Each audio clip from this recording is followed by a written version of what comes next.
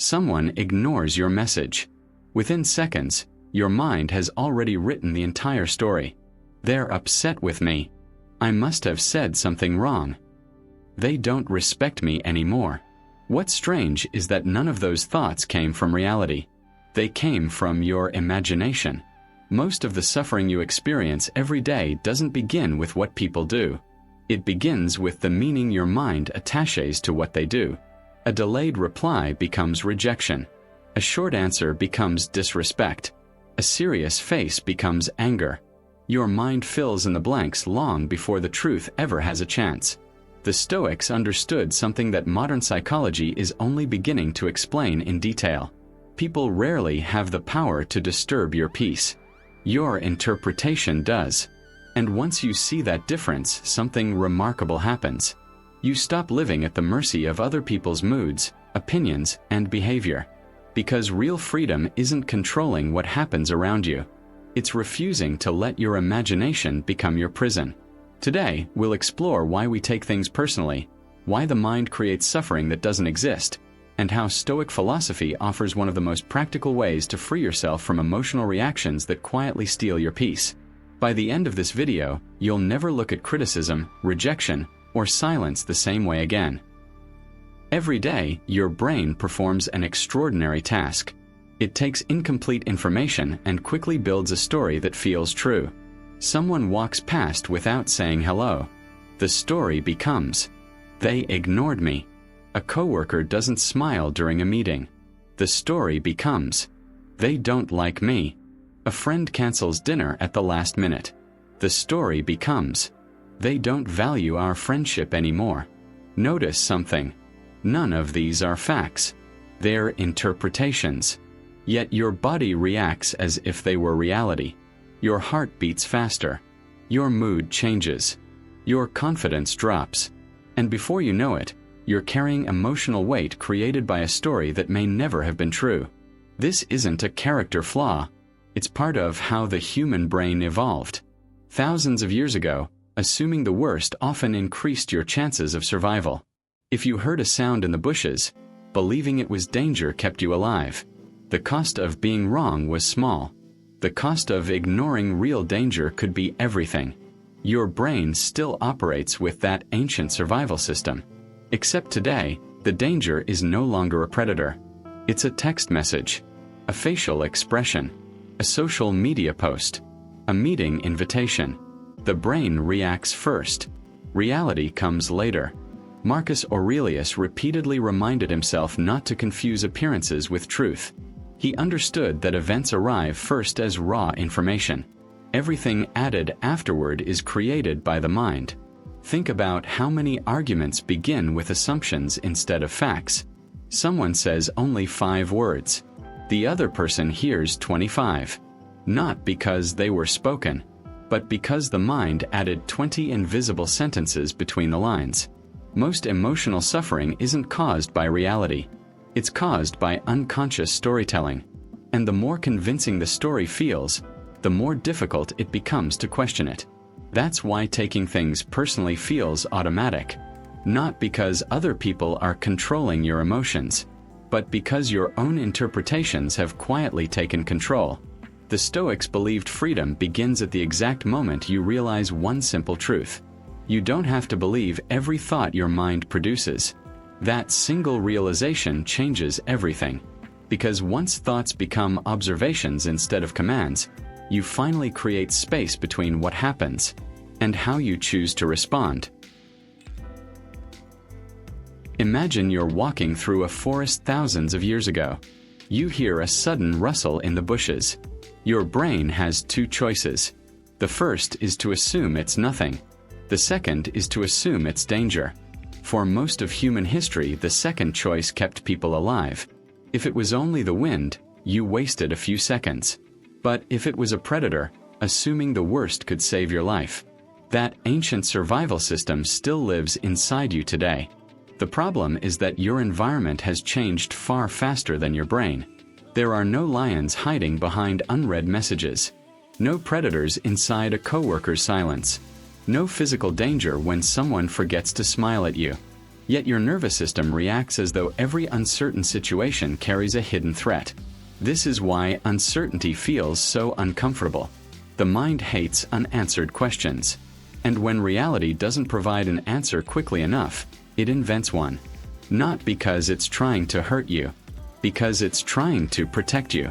Unfortunately, protection without truth often creates unnecessary suffering. Think about how many times you've replayed a conversation in your head. You remember a single sentence. Then you analyze the tone, the facial expression, the pause before they answered, the words they didn't say. Hours later, you've built an entire emotional courtroom inside your own mind. Evidence, witnesses, arguments, verdicts, all without knowing whether your original assumption was even true. This is one of the greatest illusions of modern life. We mistake certainty for accuracy. Just because a thought feels convincing doesn't mean it's real. Epictetus understood this long before psychology gave it a name. He taught that what disturbs us is never the event itself, but the judgment we attach to it. Notice how revolutionary that idea really is. If judgments create emotional pain, then changing the judgment changes the experience. The event may stay exactly the same, but your relationship with it becomes completely different. Imagine receiving a short email from your manager. "We need to talk tomorrow." One person spends the entire night imagining the worst. Another assumes it's probably routine and enjoys dinner with their family. The event is identical. The emotional experience is completely different. The difference isn't reality. It's interpretation. This doesn't mean ignoring problems. Stoicism has never been about pretending everything is fine. It's about refusing to suffer twice. Once from the event, and again from the story your mind creates before the truth even arrives. Marcus Aurelius often reminded himself to separate facts from opinions. A harsh comment is a fact. Believing it defines your worth is an opinion. Someone leaving is a fact. Believing you'll never be loved again is an opinion.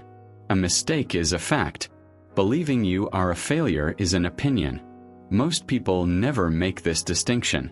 They fuse reality with imagination until they become impossible to separate. And once that happens, every ordinary inconvenience begins to feel deeply personal. The Stoics offered a different path. Whenever something disturbed them, they paused and silently asked a simple question. What do I actually know for certain? Not what they feared. Not what they assumed. Not what their emotions suggested. Only what was undeniably true. That single habit created space. And in that space, emotional freedom quietly began. One of the quietest mistakes we make is believing that other people's behavior is a mirror of our value. Someone speaks to us impatiently. We think, I must have done something wrong. A friend forgets to invite us somewhere. We wonder, maybe I'm not important anymore. A stranger seems cold. We immediately search ourselves for a reason. But here's what experience teaches over time. Most people are far too busy carrying their own burdens to spend much time thinking about yours. The coworker who barely acknowledged you this morning may have spent the entire night worrying about a sick parent. The cashier who looked irritated may be working a double shift after getting almost no sleep. The friend who stopped replying might be overwhelmed by problems they haven't shared with anyone. Yet your mind quietly turns their private struggle into your personal rejection. Not because you're weak. Because the human mind naturally places itself at the center of every story. Psychologists sometimes refer to this tendency as personalization. When something unpleasant happens, we instinctively assume it must somehow be about us. The Stoics recognized this long before the term ever existed. They understood that people act according to their own beliefs, fears, habits, and circumstances, not according to your worth. Marcus Aurelius reminded himself that every person acts from the understanding they possess at that moment. Some people react from patience. Others react from insecurity. Some from kindness. Others from exhaustion. Their behavior reveals far more about their inner world than it does about yours. Think about someone who cuts you off in traffic. Your first reaction might be anger. How disrespectful. But what if they're rushing to the hospital? What if they're distracted by devastating news? What if they simply made a careless mistake? The point isn't to invent positive stories instead of negative ones. The point is recognizing that you rarely know enough to judge the situation accurately. The moment you admit that, your emotional grip begins to loosen. This is where Stoicism becomes incredibly practical. Instead of asking, "Why are they treating me this way?" ask, "What else could be true?" That single question interrupts the automatic story your mind is trying to write. It reminds you that certainty is often an illusion, and that humility creates emotional freedom. The strongest people aren't those who never feel hurt. They're the ones who refuse to confuse someone else's behavior with their own identity. Imagine carrying a white shirt through a crowded street. Someone accidentally splashes mud onto it. The stain is real. But would you conclude that the shirt is worthless? Of course not. You would simply clean it. Your character works the same way. Someone else's impatience, criticism, or misunderstanding may leave a temporary mark on your emotions. But it doesn't define your value unless you allow it to become part of your identity. This is one of the greatest gifts Stoicism offers. It separates what happened from who you are. And once those two things are no longer fused together, you begin to experience a kind of peace that doesn't depend on other people's approval, attention, or opinions. Not because the world suddenly becomes kinder, but because your identity is no longer built on circumstances you cannot control. That is where emotional resilience quietly begins. There is another reason we take things personally, and it's far less obvious than most people realize. It has nothing to do with other people. It has everything to do with the ego. The ego quietly believes that everything happening around you must somehow be connected to you. If someone walks away, it must be because of you. If someone seems distant, it must be because you did something wrong. If someone disagrees with you, it feels like they're rejecting you as a person. But life doesn't revolve around us. Most people wake up thinking about their own problems, their own deadlines, their own fears, their own families, their own future. They're carrying invisible battles you'll never see. And just as you're not constantly analyzing every person you meet, they're not constantly analyzing you either. This realization can feel strangely uncomfortable at first, because the ego wants to be important, even if that importance comes through imagined rejection. Think about social media. You post something. Hours pass. Very few people react. Immediately your mind whispers, "Maybe nobody cares." But what actually happened? People were living their lives, driving to work, taking care of their children, cooking dinner, meeting friends. Your post simply wasn't the center of their day. Yet the ego interprets silence as a judgment. Marcus Aurelius warned himself against making himself the center of every event. He knew that pride doesn't always look like arrogance. Sometimes it looks like insecurity, because both assume that everything must somehow be about me. The arrogant person believes, "They're watching me because I'm superior." The insecure person believes, "They're watching me because I'm failing." Both share the same illusion, that everyone is paying attention. In reality, most people are too busy trying to survive their own thoughts. This realization isn't depressing. It's liberating. Imagine walking into a room convinced everyone is judging you. Your clothes, your voice, your posture. Now imagine discovering that almost everyone in that room is secretly worried about how they're being judged too. Suddenly the pressure disappears, because you realize everyone is looking inward, not outward. The Stoics practiced humility for this exact reason. Humility isn't thinking less of yourself. It's thinking about yourself less often. When the ego becomes quieter, life becomes lighter. A stranger's opinion loses its power. An awkward conversation stops following you home. A passing criticism no longer echoes in your head for days. Because you've stopped assuming that every moment is a reflection of your worth. One of the most peaceful questions you can ask yourself is this: is this really about me? Or is my ego trying to make it about me? Ask that question often. You'll be surprised how many emotional storms disappear before they ever begin. The ego craves attention. Wisdom seeks clarity. And clarity almost always begins by realizing that the world isn't revolving around your fears. It never was.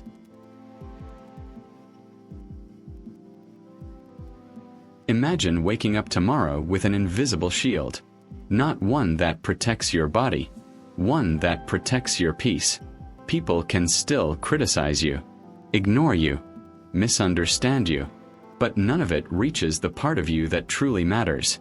That shield is exactly what Marcus Aurelius spent his life building. Not because he lived in a peaceful world. Quite the opposite. He ruled an empire surrounded by war, political betrayal, disease, and constant criticism. Every decision he made was judged by thousands of people. If anyone had a reason to take things personally, it was him. Yet his writings reveal something extraordinary. He trained himself to pause before accepting any emotional reaction. He understood that the first feeling is often automatic, but the second response is a choice. That small space between the two is where freedom lives. Most people never notice it. Someone says something rude. Within seconds they're angry. Someone questions their ability. Within seconds they become defensive. Someone disagrees with them. Within seconds they're trying to prove themselves. The entire reaction happens so quickly that it feels inevitable. But it isn't. There is always a moment before the reaction becomes action. It's brief. Sometimes only a second. But it's there. Marcus Aurelius learned to live inside that second. Instead of asking, "Why did they say that?" he asked, "What kind of person do I want to be in this moment?" Notice the difference. The first question focuses on another person's behavior. The second returns your attention to your own character. One gives away your power. The other keeps it. This is why Stoicism isn't about suppressing emotion. It's about creating distance between emotion and decision. Think of a lake on a windy day. The surface is constantly moving. Waves appear everywhere, but dive just a few feet below, and the water becomes calm. Your mind works the same way. Thoughts, emotions, and reactions belong to the surface. Your character exists beneath them. Most people spend their entire lives reacting to the surface. Stoicism teaches you to live from the deeper place. The next time someone says something that immediately hurts you, don't rush to answer. Don't defend yourself. Don't explain. Don't assume. Instead, ask yourself one simple question. Am I reacting to what happened, or to the story I'm telling myself about what happened? That single question interrupts the emotional chain before it gains momentum. Sometimes you'll still feel hurt. That's human. Stoicism never asks you to become emotionless. It asks you to become conscious. There is a profound difference. An emotion arrives without permission, but what you build on top of that emotion is your responsibility. This is why emotionally strong people often appear calm. Not because they don't feel, because they don't obey every feeling. They understand that emotions are visitors, not leaders. Every reaction you delay by even a few seconds gives wisdom another opportunity to speak. And over time, those few seconds become one of the greatest forms of inner strength you will ever develop. Marcus Aurelius never controlled the people around him. He controlled the space between the event and his response. That invisible space became his invisible shield. It can become yours as well. One of the hardest lessons in life is accepting that not everyone will understand you. No matter how honest you are, no matter how kind you try to be, no matter how carefully you explain yourself, someone will still misunderstand your intentions. Someone will still judge you based on a single moment instead of your entire character. For many people, that feels unbearable. Not because the judgment changes who they are, but because they believe every misunderstanding must be corrected. Every false opinion must be challenged. Every criticism deserves a response. The Stoics saw things differently.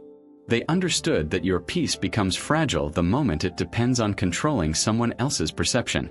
Think about how exhausting that is. Trying to manage what every person thinks about you. Trying to explain every decision. Trying to defend every mistake. Trying to convince people who have already made up their minds. It's like trying to stop the wind with your hands. The harder you fight it, the more exhausted you become. Marcus Aurelius reminded himself that his responsibility was not to control opinions. His responsibility was to live according to his principles. Those are two very different goals. The first depends on other people. The second depends only on you. Imagine carrying a mirror everywhere you go. Every time someone criticizes you, you immediately hold up the mirror and ask, "Is this who I really am?" Eventually, you stop seeing yourself. You only see reflections created by other people. Now imagine putting that mirror down. Nothing about you changes. Your values remain. Your character remains. Your choices remain. The only thing that disappears is your dependence on someone else's approval. That is real freedom. One of the greatest mistakes we make is believing that every opinion deserves equal weight. It doesn't. Would you ask a stranger to choose your career? Would you let someone who knows nothing about your life decide your future? Probably not. Then why allow every passing opinion to determine your emotional state? Wisdom requires discernment. Not every voice deserves a seat at the table of your mind. Epictetus taught that if someone speaks badly of you, there are only two possibilities. Either what they say is true, or it isn't. If it's true, you've discovered something you can improve. If it isn't true, then nothing essential has been damaged. Either way, emotional panic serves no purpose. This doesn't mean becoming indifferent to feedback. Constructive criticism is valuable. It helps us grow. But there is a profound difference between listening and surrendering your identity. Strong people listen with curiosity. Weak egos listen with fear. The next time someone misunderstands you, resist the urge to immediately defend yourself. Instead, ask a different question. Do I need to correct this? Or do I simply need to continue living my values? More often than not, time reveals character better than explanation ever could. People eventually notice consistency. They notice integrity. They notice quiet strength. Not because you convinced them, because your actions spoke longer than your words ever could. There is a strange peace that arrives when you no longer feel responsible for every opinion others hold about you. You stop chasing perfect understanding. You stop fearing temporary judgment. And you begin investing your energy where it has always mattered most. Not in controlling perceptions, but in becoming the kind of person who sleeps well, regardless of what others choose to believe. That is a freedom no one can give you, and no one can take away. Imagine waking up tomorrow. Nothing outside your life has changed. The same job, the same people, the same responsibilities, the same world. But something inside you is different. Someone ignores your message. You don't immediately assume rejection. Someone criticizes your work. You listen before defending yourself. Someone misunderstands your intentions. You no longer feel an urgent need to explain. For the first time in years, your peace no longer depends on what happens around you. It depends on how wisely you choose to respond. This is what the Stoics meant by freedom. Not freedom from difficult people. Not freedom from criticism. Not freedom from disappointment. Freedom from becoming a prisoner of your own interpretations. Marcus Aurelius never promised a world without conflict. Epictetus never promised that people would always treat you fairly. Seneca never promised that life would become easier. What they offered was something far more valuable. The ability to remain steady while the world remained unpredictable. That kind of strength isn't built in dramatic moments. It's built in ordinary ones.